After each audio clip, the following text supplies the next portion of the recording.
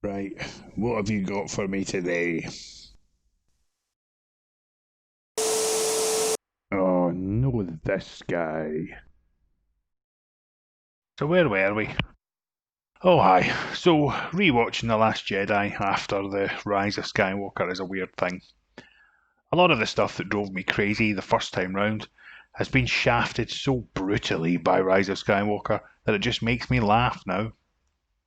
If you've not seen my Rise of Skywalker vid, you should check it out.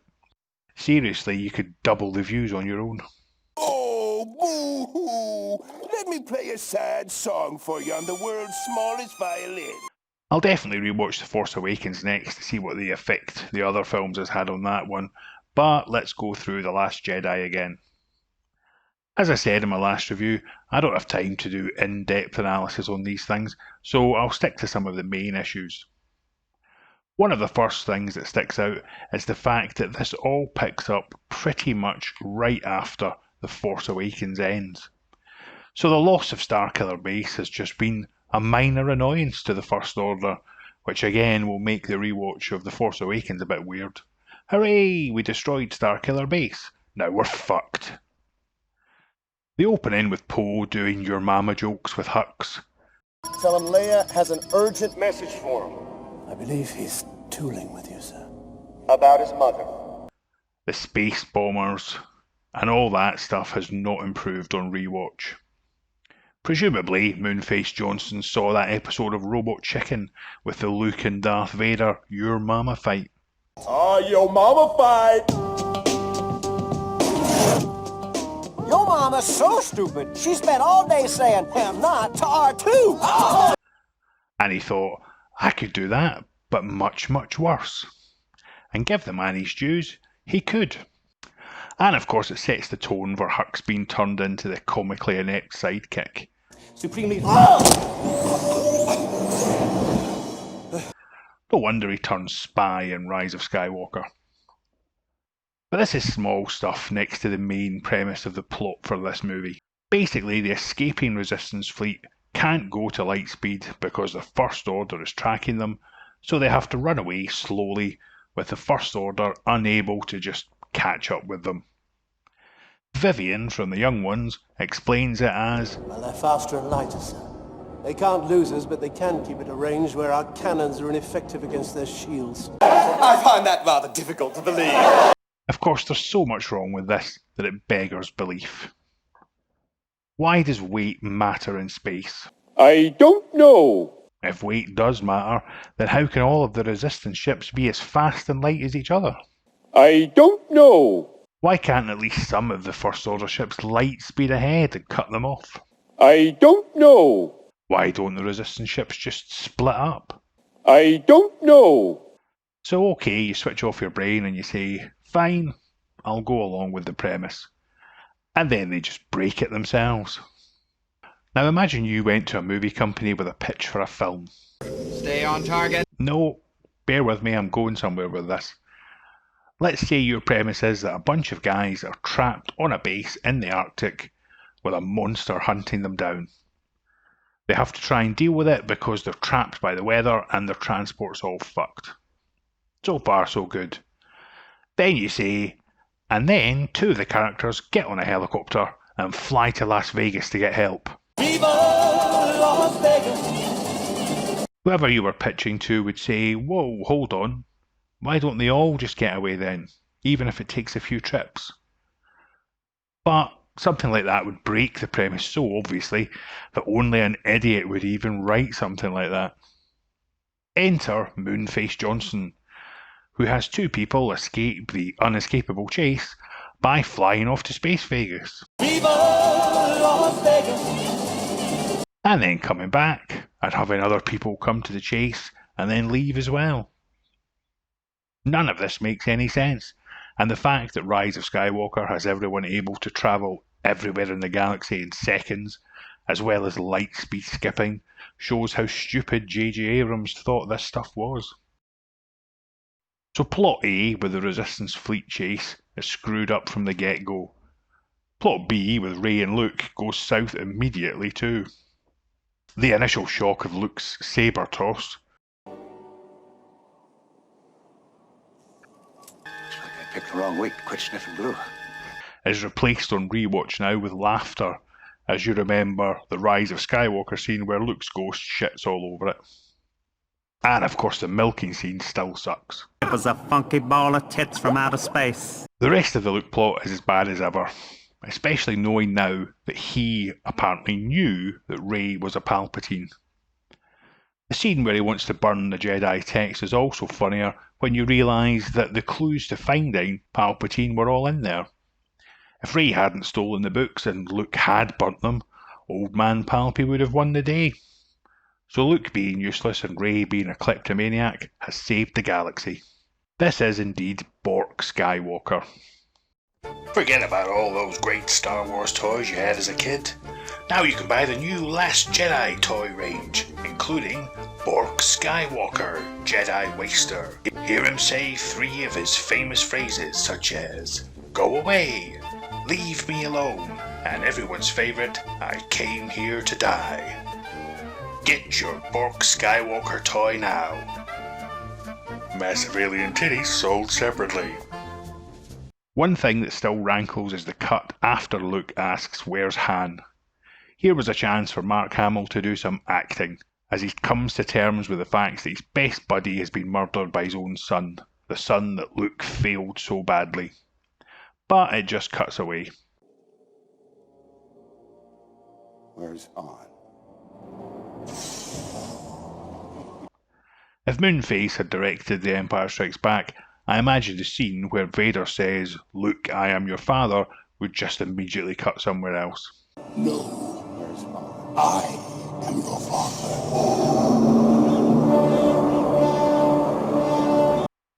Told you. Also, there's the bloody Porgs. You ever see a Porg up close, Chief? Porg's got lifeless eyes, black eyes, like a doll's eyes. When you see one that don't seem to be living, till you buy one and the eyes roll back in the head. Anyway, the next film was a bomb. Fuck me. So A plot's fucked, B plot's fucked. What about the C plot? Oh shit, here we go. It's Rose Tico time. One thing that everyone was talking about was this SJW agenda stuff, in particular towards the new character of Rose. Apparently she was put in there to boost the female quota and probably the ethnic diversity angle too. It's also been mentioned that her character was supposed to appeal to the Chinese market. Given that she's from Vietnamese parents, that's like putting Liam Neeson in a film to appeal to the French market. Oh, mais oui, I have a specific set of skills, monsieur. I don't know if any of that stuff's true, but if she's supposed to be a role model for girls, boy did they fuck that up. They subverted the shit out of that one. She is useless. Totally fucking useless. Worse than that, she's a fucking liability. The whole plot on the casino planet is a waste of time anyway, but she thinks releasing the space horses makes the whole thing worth it. You went there to help save the lives of thousands of your friends. They're getting the shit blown out of them, remember? You know what I think? I think the original script had Poe and Finn going to the casino world. Some male bonding and good old-fashioned shenanigans, probably resulting in them murdering a bunch of bad guys. That's what we all want from a Star Wars movie, space shenanigans and murder. Then they crowbarred Rose in there, and that meant Poe gets left on the Resistance ship. So they have to come up with this whole wacky mutiny plot to give the poor fucker something to do. Great idea. Fuck 2 storylines up for the price of 1. Seriously, let's think about the character of Rose. Rose starts off stunning one of our heroes. Then there's the whole space horses bit. Then she stops Finn from blowing up the big gun at the end, practically dooming the last of the Resistance in the process. And incidentally, she could have killed both of them with that move. She's an idiot. She's clearly motivated by getting into Finn's pants, to the detriment of everything else. Her friends' lives, the galaxy's freedom. Nah, fuck it, I'm going to save the man I love, that I met, like, yesterday. That's a role model? People say that Rey is a Mary Sue because she's great at everything. This Rose character is the complete opposite, whatever that is. She's Mary Pooh. She's apparently some kind of electronics genius, but she's doing routine maintenance, fixing the shit pipes or something. I think now we might know why. Princess Leia probably started her as the head of space IT or something. Then she upped and fucked off for a couple of weeks. Where the hell have you been? Oh, don't worry about it. I was off saving space whales or some shit. Chasing after some space dude I just met. We were getting hammered here by the First Order. You're fucking demoted. Now grab that fucking spanner and fix those shit pipes. Well, is it at least a space spanner? No, it's a regular fucking spanner. Get fucking moving. Don't make me fly over there. Jesus Christ, imagine comparing the characters in this film with the original movies. Hey, original trilogy, what have you got going on over there?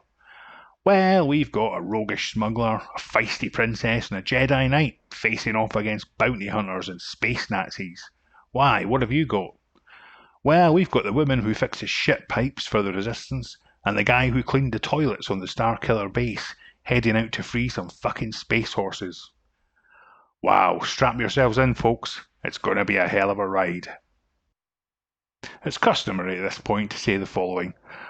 I'm not slating the actress here. She did the best with the material she was given. Which is true. Nobody could have made that character work. Fucking Meryl Streep couldn't have made that work. But rewatching it, you remember how she was brutally shafted to the sidelines in Rise of Skywalker, which makes the whole Rose Tico introduction and character arc here just laughable. So far, we've just laughed at how pointless and screwed up the whole plot is.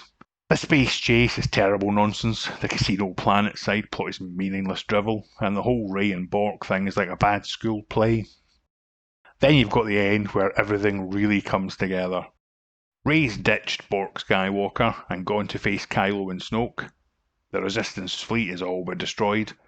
Rose and Finn's little escapade has failed miserably. Leia's been flying around the place. And the bird from Jurassic Park has been an asshole to pull for no reason. So Rey gets thrown about by Snoke, but Kylo kills him with a little lightsaber trick. Then they fight Snoke's guards and decide not to use force powers for some reason, which foreshadows Kylo's fight with the Knights of Ren in Rise of Skywalker. They win, of course, but then Kylo drops the whole "your parents were nobody's" bomb on Rey. Which again, like most of this film, now just makes you laugh when you've seen The Rise of Skywalker. In that, he says he never lied to her. But here he clearly says, "You're filthy junk traders. We sold you off for drinking money." Which is blatantly a fucking lie. Did JJ even watch this part of the film? Imagine being one of the Last Jedi fans, or Disney shills as they're known, who said this was a great move for the story, because having her be a descendant of a main Force user was far too lazy and predictable. Then a couple of years later they find out about Grandpa Palpy. Ouch. Meanwhile, the Resistance is fleeing in escape crafts to the nearby planet, but getting picked off due to Rose and Finn's plan backfiring. So Admiral Holdo pulls off the Holdo Maneuver. I assume named after her. Otherwise, at the Academy they'd have been like, "Hey Holdo, there's a maneuver here with your name all over it." It looked cool, but once again it was shat on by Rise of Skywalker when Poe dismisses it as a 1,000,000-to-1 shot. So instead of thinking, wow, that looked cool, I wonder why they don't always do this. Now you think, if it's a 1,000,000-to-1 shot, wouldn't it have been funny if she just zoomed off into the distance? She's just fucked off and left us, what a bitch. The Holdo maneuver would basically just be code for running away. She's running away. Is jacking it in and packing it up and sneaking away and buggering off and But the 1,000,000-to-1 shot pays off. Despite the massive damage, Rose and Finn are saved from execution. Rey and Kylo just get disturbed from their fight, and the remaining Resistance can escape to the planet. That was lucky, wasn't it? Dorp. Into the final act, the First Order attack the rebel base on Crete, using tried and tested tactics of landing miles away and slowly moving towards them. shit. The rebels launch a last-ditch attack to try and stop them in what are basically jumped-up go-karts. Rey shows up, having reunited with Chewie in the Falcon, and destroys half the TIE fighters with one shot, and then distracts the others. As mentioned, Rose fucks up Finn's suicide run to try and save everyone from the big gun, and someone else pointed out that her little saving what we love bit has all the timing of a comedy moment. That's how we're gonna win. Not fighting what we hate. Saving what we love.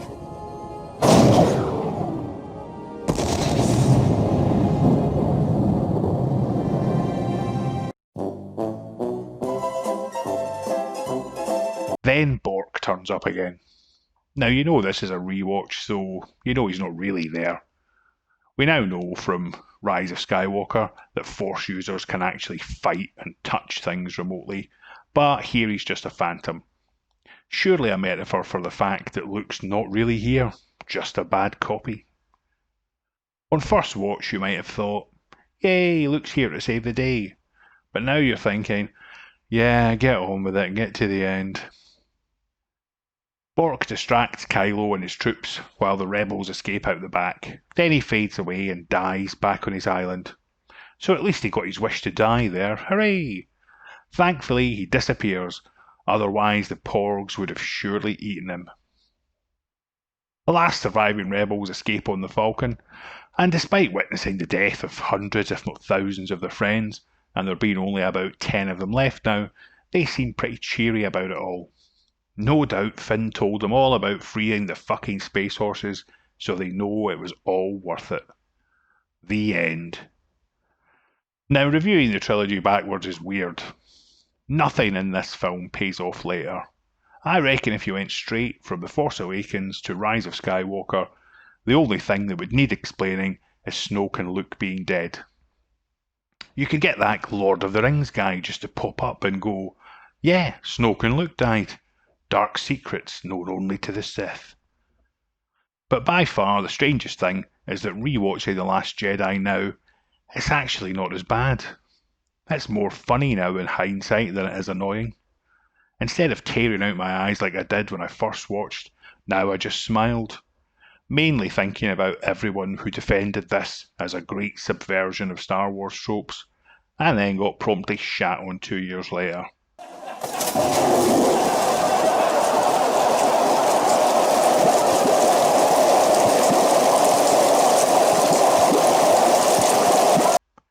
Just imagine that though. The Rise of Skywalker, as crap as it is, actually makes The Last Jedi better. Of course everyone, including me, has pointed the crispy fingers of blame at Moonface Johnson. But let's look at his track record. He hit the movie headlines with Brick, a film noir type flick with a detective type character, femme fatale, henchman, etc., but with a twist. It's all high school kids. Then he did Looper, a film about hired killers working for a crime syndicate, with a twist. The guy the hero is hunting down is himself from the future. Skipping ahead, he recently did Knives Out, a traditional whodunit mystery, but with a twist. Even the person who thinks they done it, didn't done it. There is a pattern here. Moonface takes traditional storylines and tropes and adds a twist or subverts them. So really, the people or person who hired him to write the script for The Last Jedi, which took him about a week I reckon, must have known he would want to take the traditional Star Wars elements and add twists to them. Another shocking twist! He takes the old man mentor trope and turns him into a miserable git who just wants to be left alone to die. He takes the evil mastermind and kills him off within minutes. He takes the idea of some kind of inherited power or destiny and he says, nah, that's shit. It's the only main Star Wars film with no lightsaber on lightsaber action, and he even takes the idea of an exciting space battle and turns it into a slow, boring slog. It's also clear that Moonface obviously hated all the mystery box shit from The Force Awakens and just thought he'd bury it in this film. He also clearly wanted to crowbar in some action set pieces without thinking if they actually made any sense, which to be honest is pretty standard in most blockbusters now. The real problem for me was none of it felt like Star Wars. Even the prequels, as bad as they were, felt like Star Wars. Well, maybe not the Phantom Menace, with that bloody kid. I'll give you pod racing. The Last Jedi feels like a Star Wars spoof. I mentioned earlier about Moonface seeing Robot Chicken Star Wars episodes, and that's what this is like. If this had been Spaceballs 2, and he'd had the hero searching for the wise old master, only to find Mark Hamill there, who just tells him to fuck off, it could have been a smash hit, instead of a mash of shit. I mean, relatively speaking, of course, The Last Jedi made $1.3 billion at the global box office. Not exactly a flop, but about a third less than The Force Awakens. $700 million pissed away just to subvert expectations. Was it worth it? What are you doing? The bad word of mouth and attitude of Disney/Lucasfilm in the wake of The Last Jedi also killed Solo's chances of success too. So it's likely that The Last Jedi cost them well over $1 billion in lost ticket sales all round. Good work, folks. Bonuses for everyone. Too evil. So there we go, that's my thoughts on The Last Jedi. So in the next review, The Force Awakens, I'll be looking at the whole JJ mystery box thing. I initially really liked The Force Awakens, but does knowing how the trilogy plays out ruin it, or make it more watchable? Let's find out together. We have everything we need. We have everything we need. Thanks for watching again, both of you. As usual, like, share, subscribe, comment, ring the bell, shake the beetroot, whatever. See you later.